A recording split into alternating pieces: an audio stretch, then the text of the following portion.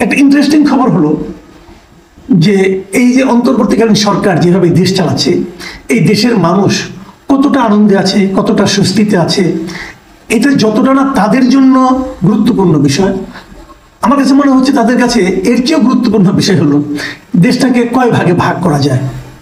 মানে এই ভাগ মানে কে মানুষকে যে নৈতিকভাবে, মানসিকভাবে, রাজনৈতিকভাবে ভাগ করা, সেটার কথা বলছি না। সেটা তো হচ্ছেই, সেটা যে হচ্ছে এটা তো আপনার দৃশ্যমান। একদল শরীয়ত ফ্যাসিবাদের দালাল হয়ে যাচ্ছে, আরেক দলকে নির্বাচন করতে দেওয়া হবে না বলা হচ্ছে, আবার আরেক দলকে নিষিদ্ধ করা হবে এরকম বলা হচ্ছে। এগুলো তো বিভক্তি চলছেই, সেটা সে আলোচনায় যাই না আমি, ওটা তো আরো অনেক পরের কথা। কিন্তু ভৌগোলিকভাবেও একটা ভাগের ব্যাপার সেবার আলোচনায় উঠে এসেছে।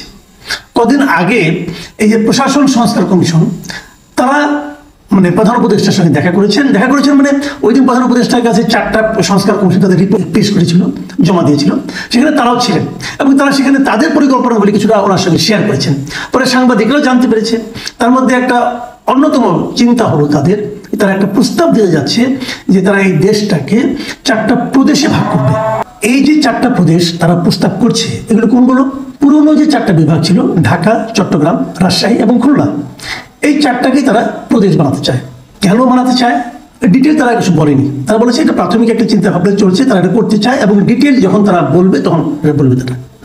আমি ওনাদেরকে রিকোয়েস্ট করবো, ভাই ডিটেল আর বললেন না। ডিটেল বলতে গেলে আপনাদের মাথায় কি পরিমাণ জ্ঞান গম্যি আছে এটা দেশে মানুষ বুঝে ফেলাবে। কাজে ডিটেল বলার ঝামেলা যায় না, যা ভেবেছেন ওখানেই থাকেন। ভাই এই প্রদেশ করার এই ধরনের পরিকল্পনা, এই ধরনের চিন্তা, এই ধরনের কথাবার্তা বলার আমাদের দেশে আপনারই প্রথম না।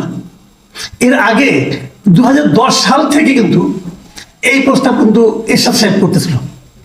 আপনাদের মনে আছে কিনা জানি না, এরশাদ সাহেব তখন কিন্তু 2009 নির্বাচনের মাধ্যমে জাতীয় সংসদে এসে সংসদ সদস্য ছিল। তখনই সে জাতীয় সংসদেই দাঁড়িয়ে বলেছিল দেশকে 7টা প্রদেশে ভাগ করা উচিত, উনি বলেছিলেন। এবং তখন ওনার একটা যুক্তিও ছিল যে 7টা প্রদেশের সব এক কেন্দ্রীকরণ হবে না, ঢাকার উপরে চাপ কমবে, এটসেট্রা। ভাই দেখেন প্রত্যেকটা প্রস্তাবের একটা যুক্তি পক্ষে বিপক্ষে থাকে। আপনি যদি 10টা না বলে যদি 20টা বলেন, তারও পক্ষে যুক্তি আছে, তারও বিপক্ষে যুক্তি আছে। এরশাদ সাহেব 7টা যুক্তি দিয়েছিলেন। এটা কিন্তু 2010 সালে এরশাদ করে গেছে এত দিনে। এখন এরও পরে আবার 23 সালে একটা ঘটনা বলি। তখন ওই যে ভাসানী অনুসারী পরিষদ একটা ছিল, সেই পরিষদের মূল লোক ছিলেন, মানে ওটার একজন গুরুত্বপূর্ণ ব্যক্তি ছিলেন, সেটার অন্যতম প্রতিষ্ঠাতা এই গণস্বাস্থ্য কেন্দ্রের ডাক্তার মোহাম্মদ জাফরুল্লাহ। এই ডাক্তার জাফরুল্লাহ চৌধুরী উনি কিন্তু 17টা প্রদেশ করার প্রস্তাব দিয়েছিলেন একবার। এখন ওটা তো আরো বেশি। আর ইনারা যারা এখন প্রশাসন সংস্কার করছে, বহুল আলোচিত সংস্কার কমিশন, আমরা বলি না দেশটা নির্বাচনের আগে সংস্কার, মানে এত সংস্কারটা এত গুরুত্বপূর্ণ যে নির্বাচন সব বাদ, আগে সংস্কার করো। কি সংস্কার? কারা করবে সংস্কার? সংস্কারের নমুনাটা কি? সংস্কারের নমুনা হলো যে 4টা প্রদেশ করতে হবে।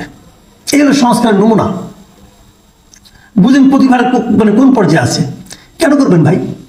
আপনি 4টা প্রদেশ করবেন, দেশটাকে আমাদের অনেক বড়, দেশের জনসংখ্যা অনেক, কোনো সন্দেহ নেই, জনসংখ্যা অনেক হলেও দেশটা তো আয়তনেও তো বড় না।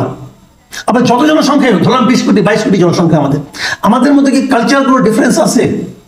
ভারতের কথা ভাবুন, ভারতের পশ্চিমবঙ্গে এবং তামিলনাড়ু ভাষার ডিফারেন্স টোটালি ডিফারেন্ট একটা ভাষা। ভারতে কতগুলি ভাষা বলেন?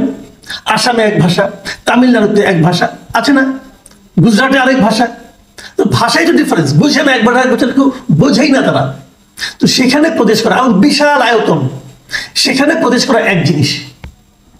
আর আমাদের মধ্যে ছোট্ট একটা দেশ, যেটা নাকি ভারতের মানে বড় একটা মানে আপনার উত্তরপ্রদেশেরই অমর সমান হবে না সন্দেহ, এতটুকু একটা দেশ, সেখানে 4টা প্রদেশ বানাতে হবে। কেন?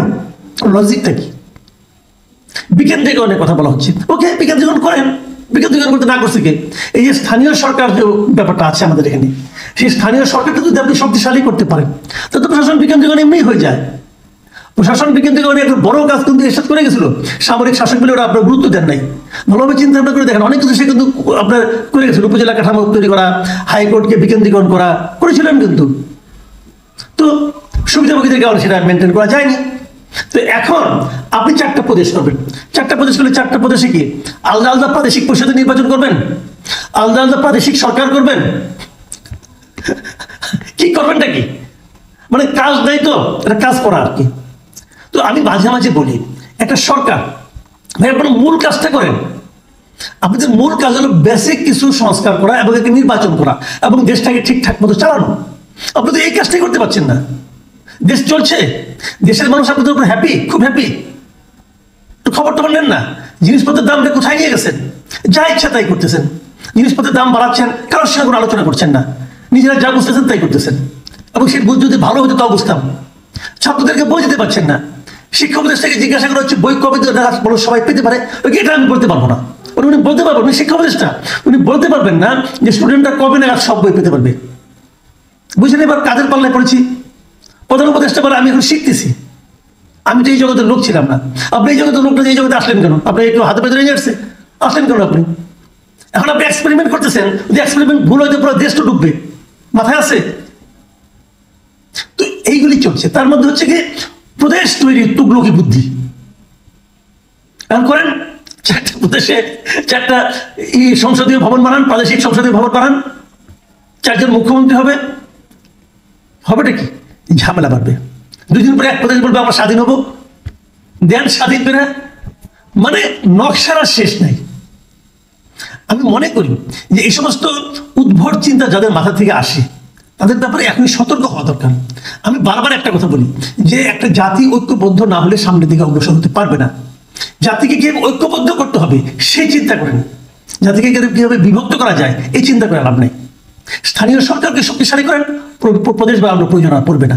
আর এই সমস্ত কাজ যাদের মাথা থেকে বেরোয়, এই সমস্ত বুদ্ধি, তাদেরকে দয়া করে সাইড লাইনে রাখেন। আর ঝামেলা পাকায় না, বহু ঝামেলার মধ্যে পাকায় ফেলেছেন, আর না। একটু বোঝার চেষ্টা করেন যে আপনারা কিছু পারেন না, একটু